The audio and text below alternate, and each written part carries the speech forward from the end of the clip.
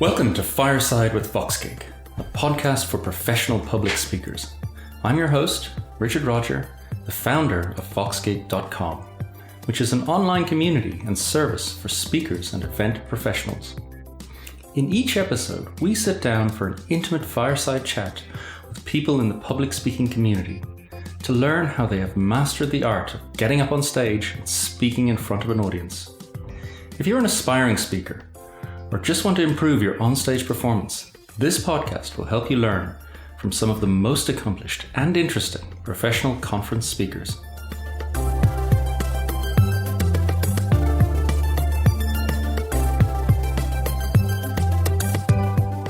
In this episode, I speak to Doug Thompson, who has given over 100 speeches and presentations, many of them keynotes at conferences. If you're passionate about speaking and want to make it a big part of the way you earn your living, then Doug can show you the way.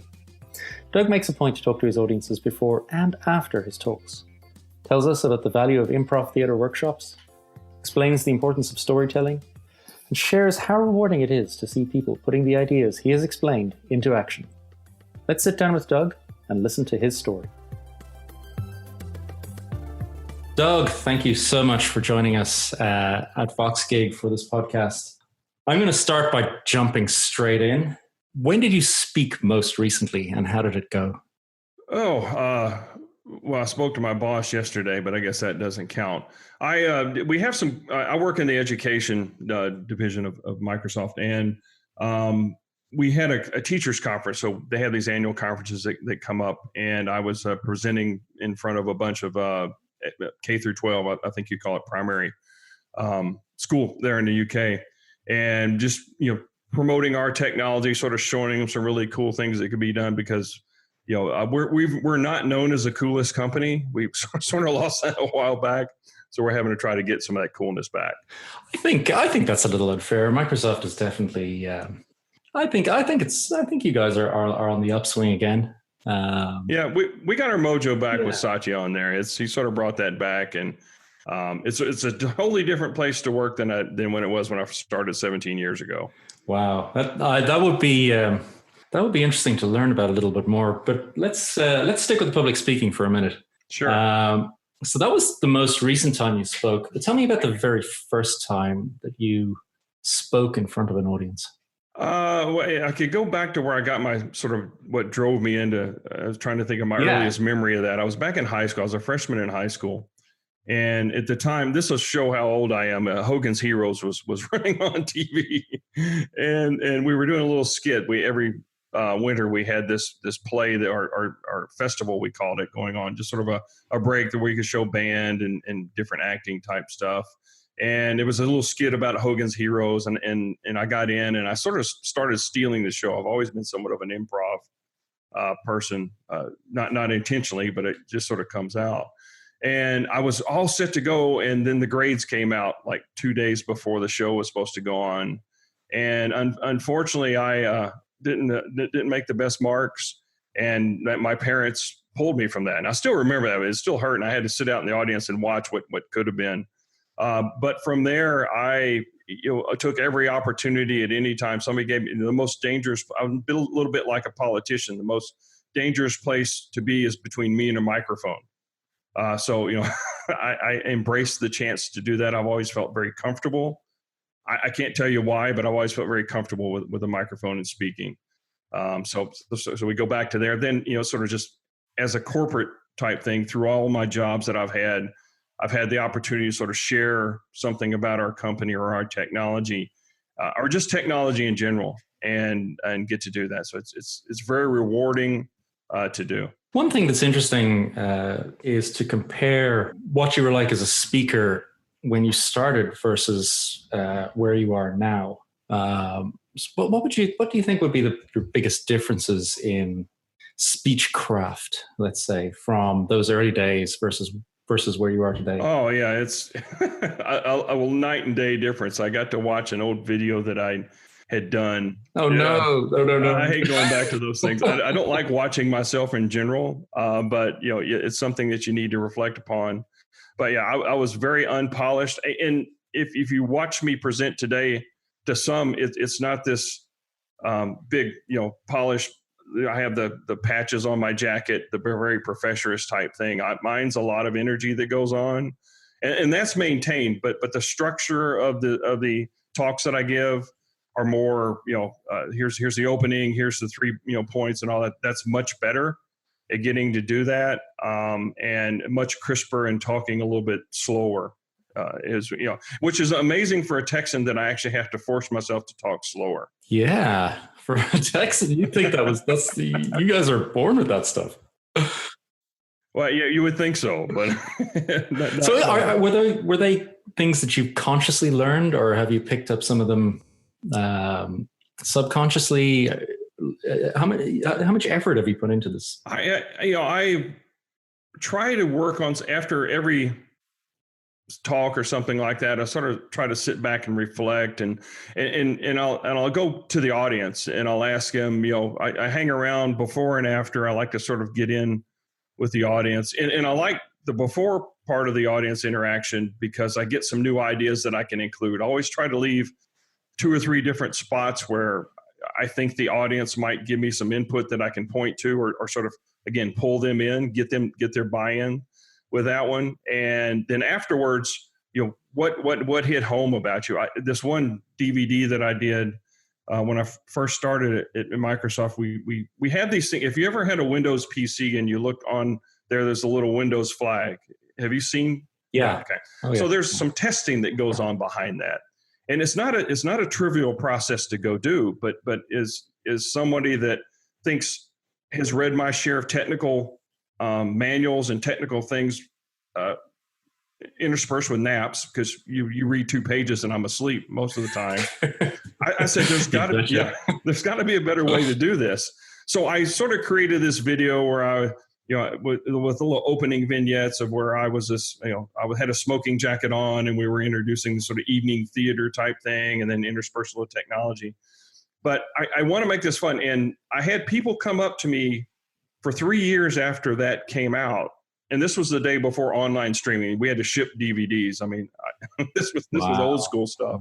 That's old school. And I got to sign autographs. And my question to them was like, what was it that you got out of it? I always want to sort of hone in on what's the benefit or what's the one takeaway that they got out of that I can focus on that going forward.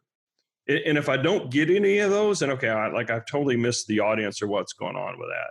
So that sort of forces that self-study, if you will.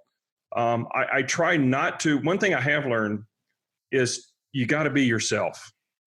And this came about really my first interaction with Microsoft. I was outside doing some contract training. I was an MCT, a certified trainer. So I've always liked, teaching people things. And we were launching Windows Me. I don't know if you remember that. I remember that. Yeah. So we were having this road show for what we called at the time as a system builder channel. So these are little white box PC makers that pretty much don't exist anymore. But we were doing this road show, and I went out, and there was this.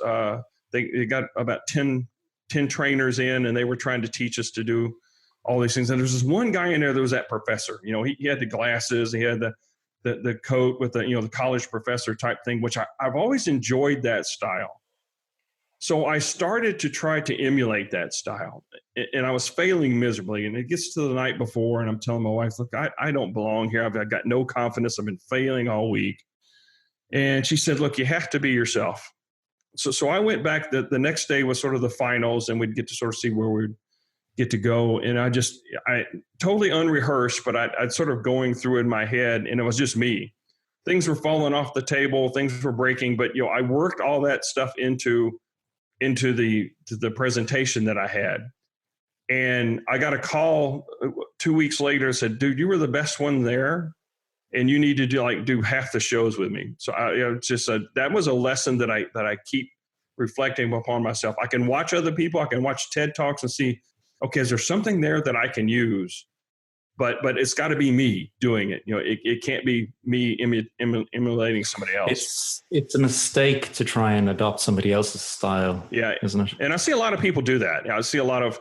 I coach a lot of speakers inside my group and team, and you sort of see some of that of them trying to emulate somebody else or doing something that is not their personality. And, you've got to map your speech with your personality, or you're going to struggle and fail. Now, again, that's not to say that there's always room for improvement, but it's little tweaks. It's not a major rehaul. Yeah. Let's talk about finding your personality. One thing that really helped me to become a public speaker was, when I was a teenager, I did a lot of acting.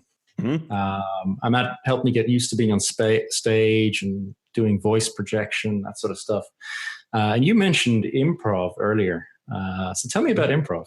That is something I tell everybody. And I go speak to students at high schools that are about to go into college, or college graduates. And that's always something I recommend anybody, especially if you're in sales.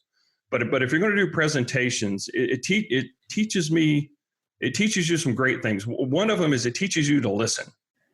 So because you're playing off the other person, and it's always the yes and. That's right. You always got to say yes, right? Yeah, you're going to say yes and. It's not a yes but, because that's a no, or yes, how about this? That's a no. That's sort of negating what the other person is trying to bring to the table. It's just, basically in essence, just saying you're wrong. And it's hard. You have to listen to where they're going and get all the things that are running around. I'm 15 scenes ahead in my head that I'm constantly having to rewrite as the other person's giving me, tossing something to me. So being able to, and if you're in sales, that's critical, be able to listen to what the customer's telling you. Or if you're, like my example before, if I'm out in the audience and I'm learning something about the audience before my talk, it makes it easy to incorporate in that, because I'm actually listening and say, this is a value of just at least one person out there. Can I use that in there? So it teaches you that. Then it teaches you also to have that flexibility to adapt to something else. If somebody gives you something unintended, you don't get rattled by it. You say, "Oh, this is cool. How can I play with this? Let me incorporate this." You may miss a beat or take a breath, but it's so challenging to sort of get in and just invigorate. It keeps me alive when I go do that. But I recommend improv for anybody in just about any field of work. So how do you get started? I guess you just joined a local group? Yeah, there was a local group downtown Austin that was down to Star Theater. She's got a company that does this. And I want to go, I've got to carve out some time on my calendar, because I want to go to the next levels of doing that. I want to take that more, join the troupe and really do that on a more regular basis. But I got sort of the baseline of it, which is enough to be dangerous. Sort of understand it. I'm not qualified to teach anybody that. So you speak as part of your job, but speaking is not a full-time gig for you, is it? I mean, you work at Microsoft, you do sales. Speaking is something that you have to do to execute your role. This podcast is also for people who find themselves in that situation. We do interview people who are full-time speakers and professional speakers, but most people, it's just part of their job. And how do you manage that? How does that work? That's a great question. Again, it comes a little bit natural to me, but I work with people where they struggle with that they have the fear of getting in front of the crowd. And when I'm out on the stage doing this, I am the face of Microsoft at the time. We're a big company, but we have way more customers than that. And a lot of the customers simply want that relationship with the company that comes on with it. And I don't tell people that are timid about that, because that just puts more stress on them. Oh my gosh, I'm representing the company. Yeah. But if you put that human face on it and try to get them to realize the word, you won't die. Nobody's died from talking in front of a group of people. But just sort of relax, and it helps you do your job better, because again, you're sort of connecting with the customer to do that. And it's rare that we get to, and a lot of people go through their entire career and don't get to tell their company's story. What do you do for a living? Well, I sit in this cubicle and I crunch numbers all day. That's not, that's to me, that would be a miserable existence. This is a reward and an opportunity that you get to have. And if you approach it like that, anytime that I approach something that's a reward or an opportunity, I find it, I'm going to, it's a challenge, but it's at the end of the day, I get way more back than I've expended energy out of it. It's kind of this improv style thinking, isn't it? Yes. And Yeah. Yes. And right. It's what are the possibilities? Exactly. What if you, I mean, do you coach people to speak? Do you help people to I do. Yeah. I'm a mentor to a bunch of our team. As a sales team, we're in front of customers all the time. So, it could be a few people, it could be, 100, it could be 1,000 people that we're in front of. And it's part of our job, and I want them to be successful in their job. And so I'll sit back, and the most rewarding thing I get, and this was, my life after Microsoft, at some point in time, maybe 300 years from now or something. Does that exist? Yeah, I don't know. I don't know. At some point in time, I want to be able to do a coaching, and because I get a lot of reward from helping other people. It's not so much that what's most rewarding about that is when somebody does something with a little bit of information that you've given them, and you realize that they absorbed it, they used it, and they're doing something. A lot of times it's way better than I could have done it, And I said, yeah, it's like a parent, and I've had kids and grandkids, and there's an intangible reward that you get from that you can't get anything else. So I look for every opportunity I can to mentor other people. And again, it's little tweaks, and a lot of it, I find they think they have to follow an exact script that comes on. And for most people, some people, I can't read a teleprompter if my life depended on it. If you watch some of my LinkedIn videos, those are all sort of built in my head as words are coming out of my mouth. I have sort of a structure and a feel for that, but it's built real time because it's just the way my brain works. Now, I realize everybody's brain doesn't work. They have to have a little bit more parameters in that. And I try to find that comfort zone. Okay, how much scripting do you need to come across and execute where you're comfortable? And then how much freedom do you have to be yourself and do these other things? I mean, I found public speaking to be really amazing for my career, and it really moves you to the next level.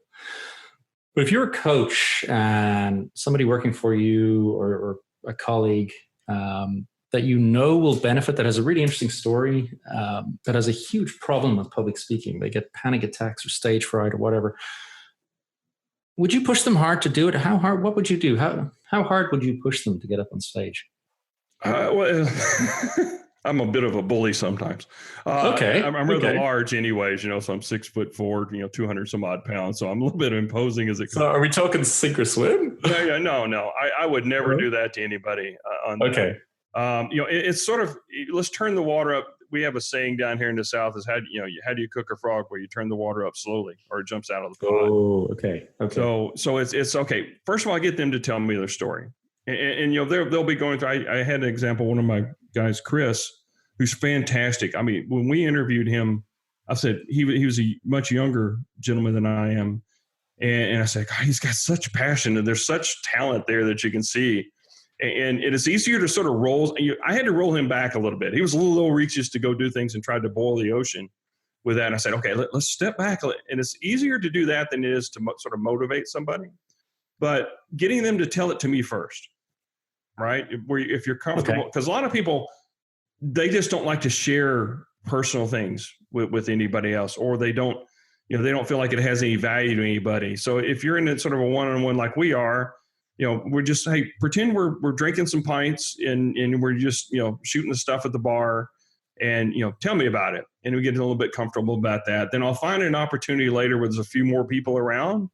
And I said, Chris, that was a great story. Would you mind sharing it again? And so before they realize it, they're in front of like 100 people, and they do it. What did Doug do to me? I get that a lot.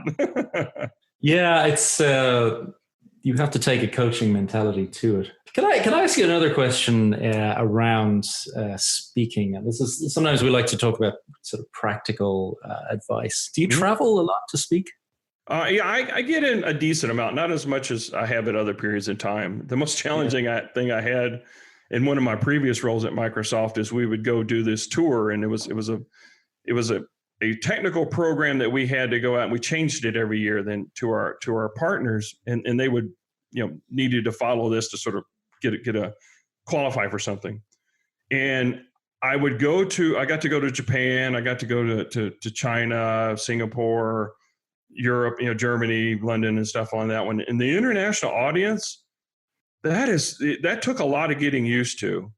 Really? Yeah. Well, I found that the Germans were very precise and didn't hesitate to get in my face to tell me something that went on with that. And I said, okay, that's not something that we have. And that's, I think, problem. Some of the challenge we have in the U.S. in general is a lot of people don't even have a passport and have never been anywhere. So I think the more things and the different things you get to experience makes you better if you're open to that. But then working with an interpreter, that was a whole different experience on that one, saying something, then waiting for the translation to do. So wait a sec, you're on stage and then you have an interpreter as well? I had, it was these trainings type things. It was in Japan, and they would have an interpreter, and I would, speak a little bit, and the interpreters would always come back at me after, you have to slow down. You have to, it's like, okay. Wow. Yeah. And then I find that jokes are sort of local. They don't always translate to other languages. That is a really weird experience. It was odd. I prefer not to have to work with an interpreter, but it was, again, these are one of those things where you asked earlier about how do I sort of better myself. And the second or third time I went back with the interpreter, knowing what I had to do, I found myself being able to sort of break it up in chunks, and I got better. Yeah, I mean, isn't that a thing? Maybe people put too much pressure on themselves for public speaking because they think it has to be perfect first time. Maybe they should just jump in and do it and make mistakes and learn. Well, yeah. Again, nobody's throwing any tomatoes or anything at me. I've gotten up there. Oh, yeah. I've had ones where I've almost quit. I mean, I've had it. We were really. Yeah, these are technical failures, and I put way too much pressure on myself on that. And we was at a school district. I had just joined the team. This was a new team, and I had my sort of boss there and mentor. I mean, there were a few people under, and the president of our company was going to be Skyping in to this at the school district, and I had school district leaders and stuff there. So there was just a lot of important people there that I wanted to impress. And here was, I'm going to knock their socks off. So I'd rehearsed. And, I mean, is ad nauseum. Again, these are things that I don't normally do. Again, getting back to, you got to be yourself. You got to know what works for you. I had overdone this stuff. I had some, at this time, Windows 8 was still in a preview stage. So it was a little bit unstable to start with.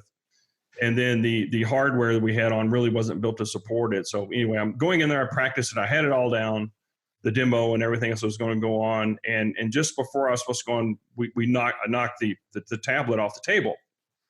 And luckily it still somewhat came on, but nothing worked like it. And I would go try to show this or do that. And it's waiting for paint to dry, and you're hearing crickets and nothing's going on. And I got off there, and I actually sent an apology email to everybody who was there. Says, look, I'm sorry. This was after I evaluated all the things that went on and what I would do differently the next time. I am somewhat analytical and like to go back and, okay, here's the failure points. Here's the things I'll put in place so this doesn't happen in the future. And then, there's like 2 weeks there where I was just going to quit. I never want to speak again. I never want to do these other things. And I call that the pit of self-loathing. So that's going to happen. If you want to be it's going to happen. You should expect that. Yeah. And it's happened a couple times, but as I've gotten distance from that, I know that here's the process I have to go through to sort of improve and learn. It's one of those, you get to points where I call them sort of plateaus where you're going along, you're doing good. And it's like training for an Ironman or something like that. You have to have sort of this recovery phase or something that happens where you change what you're doing, and then you can go up to that next level. And it's going to happen. You do this enough, things are going to break and things are going to happen. I used to tell, as a mentor and team in training, the triathlon team, I said, look, expect for one thing to go wrong during the race. And if it does, then you're prepared for it. It doesn't totally throw off your race. It doesn't ruin your entire day. If it doesn't, that's one of those bonus days. That's those days that you live for. And the same thing is true in speaking. Yeah, because stuff is going to go wrong. Mm-hmm. While I've got you here, Doug, I've got to ask, because you spent 17 years at Microsoft. Yes, I'm a glutton for punishment.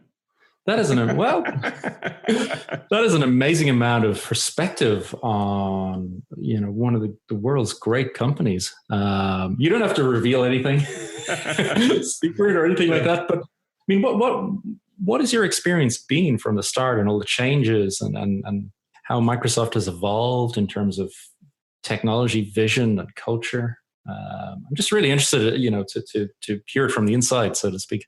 Well, okay, no company secrets on that one. no secrets. This is more kind of experience. This is like how you experience Microsoft. Well, one thing's been a constant is I'm surrounded by extremely smart people. I'm in awe of the intelligence that I'm surrounded by. Sometimes I keep waiting. Okay, have they caught on? I really don't belong here yet. I always sort of have this. One of these days they're going to catch on. I'm not nearly as smart as everybody else, and I don't belong here. But you have that. You have the ability, because it's such a large company, to do different things, to move around. I have found over my career that if I'm in front of the customer, I do much better than if they try to put me in a box somewhere. Again, that's a personality type thing. Much like speaking, if you're in a job that's not you, that's not a good personality fit, it's going to be a challenge to do with that. Yeah. But when we first came on, we had the little disagreement with the government and the consent decree, and it sort of changed the way we did business with that. And I look at that as a great thing and a pivotal moment of what went on. It sort of changed the trajectory of the way that the company behaved. Was it positive with hindsight? In hindsight, yeah. It's one of those things. It's that demo that failed for me that we needed to do. We needed to sort of regroup and say, okay, look, we need to change some of the way we do business to do that. And then, we went through when Bill left and Steve came on, we went through and we were somewhat challenged. We didn't adapt as fast as what I thought we could have. I mean, we had some infighting and stuff that went on. That's not anything that's secret. You can read a lot of blog posts and stuff. Every big company does. Yeah, right? everybody does. You have that, and it's that growth pain that you come from a smaller, very nimble startup to a mature company. Everybody goes through that. And then when Satya came on a few years back, he really sort of turned us around and changed the culture to back. It's sort of ironic, back to what it was when the company was founded. We're more now we're an applications and platform company, and we have services, and we welcome competing theories. Linux, for example, that keeps getting brought up. There was a time there that we called it a cancer. And now that's right. Now we run more of those workloads in our public cloud than we do almost our workloads. So it's realizing we are better when we're helping everybody else, get better and be the best that they can be. Yeah, I think that is kind of a core value. I remember reading somewhere a quote from Bill Gates about how he was proud that Microsoft had only captured 1% of the value of Windows. Mm-hmm. And that all the other companies that were using it were getting so much more value from it than Microsoft was. And that gets back to the coaching type thing. That from my reward perspective, if I'm watching people do really great things with our product, it just amazes me. We just had a competition. We call it a Imagine Cup. That's higher education students get in and they come up with these ideas that they want to. It's like a Kickstarter type thing, and they come up with some of the best ideas. It's like, how did you even think of that? But it's a different perspective, and it's just real rewarding to do that. I've always been proud to work for Microsoft. I mean, but I'm even more now excited about the way we're trying to lead the world from a privacy standpoint, or artificial intelligence.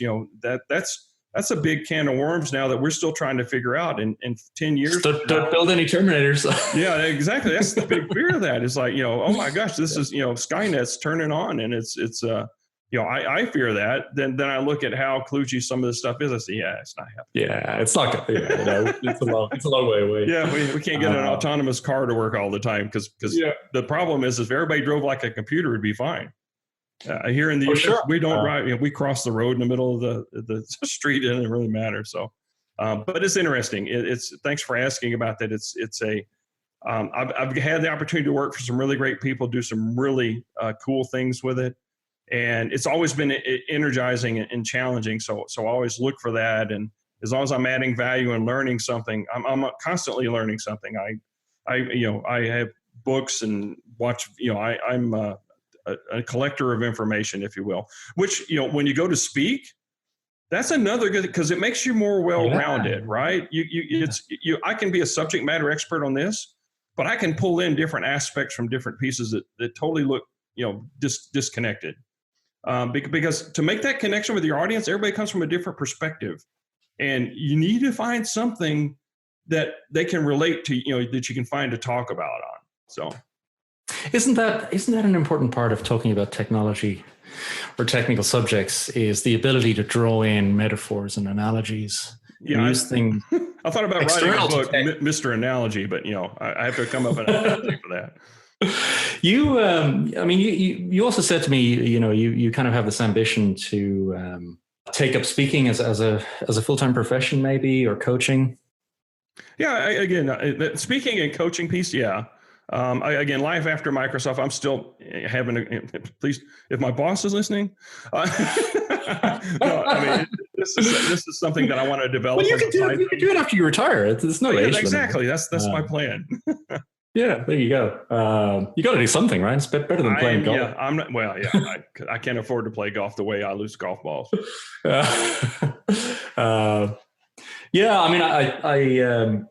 It's interesting having spoken to people who've ended up doing that. I think you have to write as well. You need a few books. I think that's kind of the key. Yeah, I've sort of gathered. Yeah, I've gathered that from some of the podcasts and stuff. Listening to the people that are really good at. They've had the book, and I've got a couple that are sort of gestating in my mind. One of them I'll write is about technical sales and sort of storytelling, which is a key component of public speaking. Is the storytelling piece of that.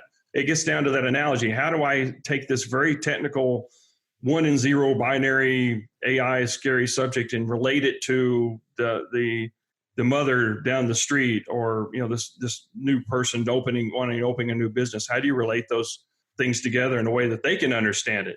Because not everybody gets technology, and I understand that, because I don't necessarily get art. I can look at a picture and artists can tell me, well, this represents that. Now I see just a bunch of dots on the screen. My brain is not developed that way. I can appreciate it, but I really don't understand it. And it's somewhat like that. I'm explaining this piece of art to an artist, but it's got to be in their language. So the more versant you are from again, I'm a polymath. It was a term I sort of pulled out that sort of, I know a little bit of, and it's actually sort of fits into my current job. I call it my knowledge. I tell somebody, well, my knowledge is a mile wide and an inch deep. You synthesize. And that's a key skill, right? And you can make inferences. So I've read some technical selling books, and they get back to that very technical thing where I'm snoozing after a page or so. So I want to do something you can have fun with. Yeah. Well, we'll edit that one out. I've read a bunch of books on sales. I've done a bunch of startups. I've never read a good book on how to do technical sales. I ran a consulting company before this. I kind of had to figure it out for myself. Mm-hmm. I would buy that book, Doug. Well, good. I'll let you know when it comes out. My goal is to have it out by mid next year. So you told me it's going to be painful and all that. So I'm going to prepare myself for that pain and sit down and write 500 words a day or whatever I have to do, get it out of my head to go on. I've started talking to book coaches, and sort of, I find, again, I need a coach to sort of help me with this skill that I've not had. Oh, you cannot write a book without somebody knocking on your door, phoning you up every week going, what have you written? What's the schedule? You just won't do it. It's really tough. So if there's anybody out there who wants to nag me about that, I'm perfectly happy to have it. I need a good nag. And I've been married for, over 37 years. And I've been trained well. So my wife, knows how to do that, but I don't want to put that burden on her.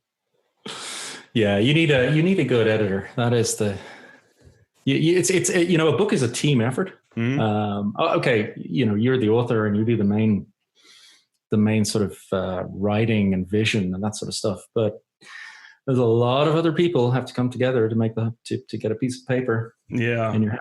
Yeah. And I'm perfectly happy to leverage that, because I don't know where to put a comma and a conjunction if my life depended on it. Yeah. And that's, when you get to that point and you're looking at proofs and it's like, I've read this 50 times. I really do not care. Put it wherever you like. Yeah. I don't care. Just publish it. Yeah. I just want it done. I want it out of here. I want to move on with my life. Yeah. I get that. And that's the problem. I am good at sort of creating and thinking about these things. And that's why I like the speaking pieces. I don't have to write it down and nobody grades my grammar. Exactly. Doug, thank you so much. This has been really great. Thank you, Richard. Really, really interesting chat. Thank you for taking us through your experiences as a speaker. I'm sure we'll hear from you again, and I look forward to reading your book. Yeah, I've applied for some TEDx things. I put in a submission for South by Southwest EDU, so we'll see. Awesome. It's putting in a speaking proposal is itself a journey, as you can well be aware of that. Oh, that's a whole different story. So, okay, thank you, Richard. Take care. Bye.